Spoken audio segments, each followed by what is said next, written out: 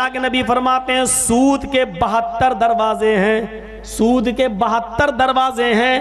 سب سے آسان دروازہ، سب سے نزدیک دروازہ، سب سے قریب کا دروازہ یہ ہے ان ينكح الرجل امه، کہ ایک آدمی اپنی ماں کے ساتھ نکاح کر لے۔ یہ ماں کے ساتھ نکاح ہو جائے گا؟ اللہ کے رسول نے کہا بیٹا اپنی ماں کے ساتھ، آدمی اپنی ماں کے ساتھ نکاح کر لے۔ جانتے ہو یہ کیوں کہا؟ نکاح ہوتا ہے کیا؟ کیا کوئی آدمی اپنی ماں کے ساتھ نکاح کر لے تو نکاح ہو جائے گا؟ اللہ کے نبی نے یہ نہیں کہا کہ ماں کے ساتھ زنا کرے۔ کیا کہا؟ سود کے 72 درجے ہیں، سب سے قریب دروازہ یہ ہے، سب سے قریب درجہ یہ ہے کہ ایک لڑکا، ایک آدمی اپنی ماں کے ساتھ نکاح کرے۔ ماں کے ساتھ زنا نہیں کہا، ان ينكح الرجل امه، ماں کے ساتھ نکاح کر لے۔ جانتے ہو یہ نکاح کا لفظ کیوں استعمال کیا؟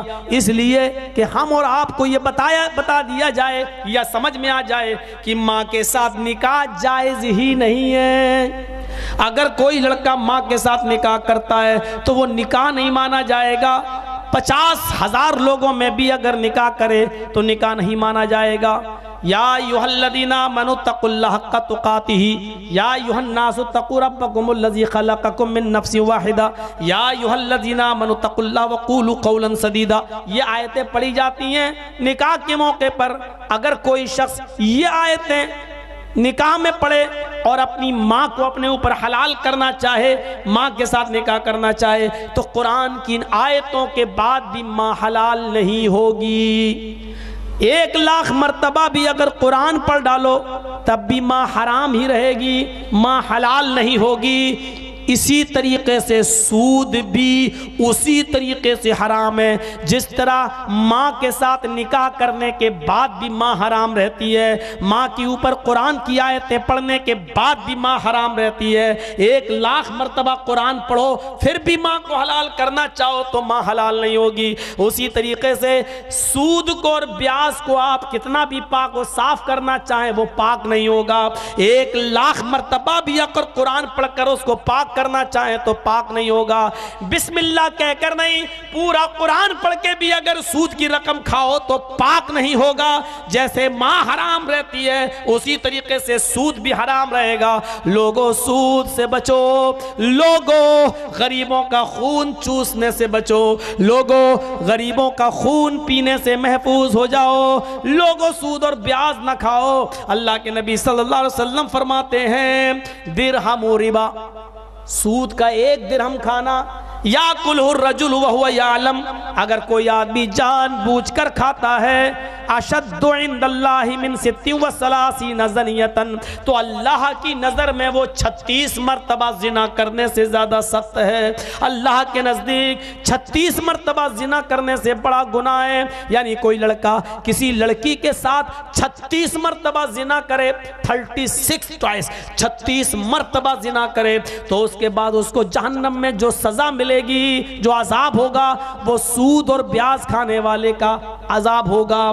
36 مرتبہ زنا کرنے کے بعد جو اس لڑکے کو سزا ملے گی وہ سود کھانے والے کی سزا ہوگی۔ اللہ کے نزدیک 36 مرتبہ زنا سے بھی زیادہ سخت ہے۔ ہم کھا رہے ہیں مال سے زیادہ رسول سے محبت۔ سلیمان ابن یسار، غور کرو میرے بھائیوں، خانہ کعبہ کا طواف کر رہے ہیں۔ عبداللہ سالم ابن عبداللہ ابن عمر خانہ کعبہ کا طواف کر رہے ہیں، اور ہشام ابن عبد الملک اس علاقے کا خلیفہ تھا۔ سالم ابن عبداللہ ابن عمر کے جسم پر جو احرام تھا اس میں جوڑ لگے ہوئے تھے۔ خلیفہ نے پوچھا یہ کون ہے؟ لوگوں نے بتایا حضرت عمر کے پوتے۔ کہا کہ کتنا غریب ہے یہ، احرام میں بھی جوڑ لگے ہوئے۔ راستے میں مل گئے، کہنے لگے سلنی حاجتن، کوئی ضرورت ہو تو بتاؤ۔ کہا نہیں کوئی ضرورت نہیں ہے۔ بتایا میں خلیفہ ہوں اس علاقے کا، میں آپ کی مدد کر سکتا ہوں، بیت المال سے بہت مال دے سکتا ہوں، بتاؤ کوئی ضرورت ہو۔ سالم ابن عبداللہ خانہ کعبہ میں جو طواف کر رہے تھے کہنے لگے انی لا استحی من اللہ ان اسأل فی بیتی غیرہ۔ آئے خلیفہ، آئے ہشام ابن عبد الملک، میں اللہ کے گھر میں ہوں خانہ کعبہ میں ہوں اور اللہ کے گھر میں ہوتے ہوئے مجھے کسی دوسرے سے مانگنے میں شرم آتی ہے، کسی دوسرے کے سامنے ہاتھ پھیلانے میں مجھے شرم آتی ہے، اللہ کے گھر میں ہوں اللہ ہی سے مانگوں گا، تم خلیفہ ہو تو کیا ہوا؟ نہیں، ہائے ہائے کیسی کیسی توحید تھی، اللہ کے گھر میں ہوں تم سے کیوں مانگوں؟ طواف کیا، 2 رکعت نماز پڑھی، دعا کی، ہاتھ اٹھائے، کیا مانگا نہیں معلوم۔ بھائی آہستہ آہستہ کوئی مانگے گا تو ہمیں کیا معلوم؟ ہشام دیکھ رہا ہے کہ یہ کچھ مانگ رہے ہیں، طواف کیا، صفا مروا اور باہر نکلے، جب چوراہے پر گئے تو ہشام ابن عبد الملک نے وہاں پکڑ لیا اور کہنے لگے یہ بتاؤ، وہ تو خانہ کعبہ تھا، اللہ کا گھر تھا، وہاں اللہ کے گھر میں تمہیں شرم آ رہی تھی اللہ کے ہوتے ہوئے کسی اور کے سامنے دامن پھیلانے میں، یہ تو اللہ کا گھر نہیں ہے، یہ تو بازار ہے، اب بتاؤ تمہیں کوئی ضرورت ہو تو میں تمہاری پوری کر دوں۔ سالم ابن عبداللہ نے حضرت عمر کے پوتے نے کہا کون سی ضرورت پوری کرو گے، آخرت کی یا دنیا کی؟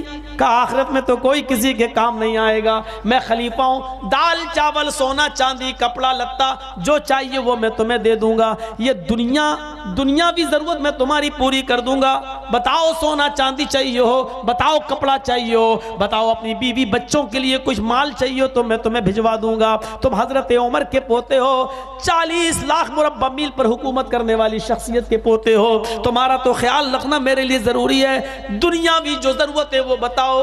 تو کہا ہشام میں تم سے دنیا مانگوں؟ جواب دیکھو، ہائے ہشام میں تم سے دنیا مانگوں، میں تم سے سونا مانگوں، میں تم سے چاندی مانگوں؟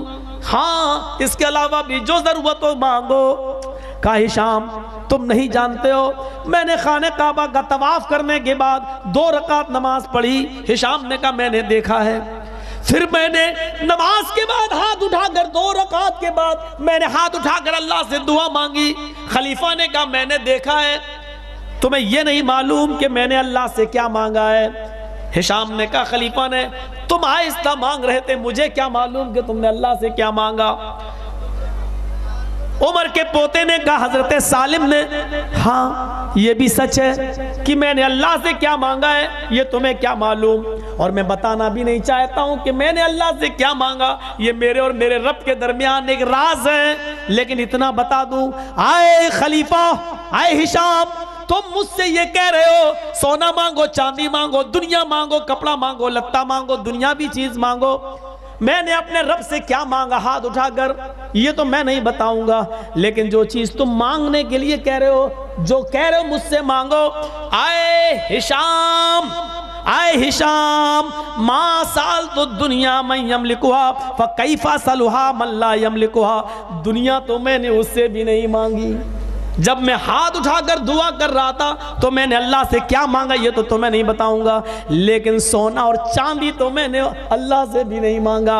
ما سالت الدنیا من یملکها، دنیا تو میں نے اس سے بھی نہیں مانگی جو دنیا کا مالک ہے، فکیف اسألها من لا یملکها، تو میں اس سے دنیا کیا مانگوں جو دنیا کا مالک ہی نہیں ہے، آج مرا اور یہ دنیا کل کسی اور کے پاس چلی جائے گی، جب تم اس کے مالک ہی نہیں ہو تو تم سے کیا مانگوں؟ میرے بھائیوں وہ لوگ غریب ضرور تھے، کپڑے پھٹے پرانے ضرور پہن لیا کرتے تھے، لیکن جب دعائیں مانگتے تھے تو کبھی یہ نہیں کہتے تھے اللہ میرے گھر میں رزق کے دروازے کھول دے، اے اللہ میرے گھر میں دولت کے دروازے کھول دے۔ یہ آج کی جاہل عوام ہے جو مولویوں سے کہتی ہے میرے گھر میں پیسہ نہیں ہے، میرے گھر میں دولت نہیں آتی ہے، مولانا صاحب رزق کی خیر و برکت کی اور دولت کی دعا بتا دو، اگر دولت کی دعائیں آنے لگے اور دولت کی دعا ہونے لگے تو دنیا میں ہر آدمی اپنے بیٹے کو مولوی ہی بنا لے۔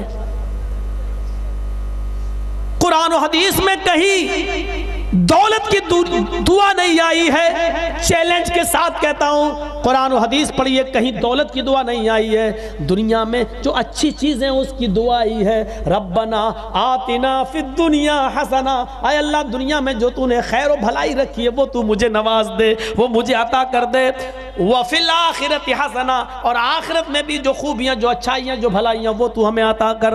یہ نہیں کہا اے اللہ عشاء کی نماز پڑھ کے جب میں سو جاؤں تو میرے تکیے کے نیچے صبح بستر سے جب اٹھوں تو ایک ایک 2,000 کی گاندھی چھاپ نوٹ کی گڈی آ جائے۔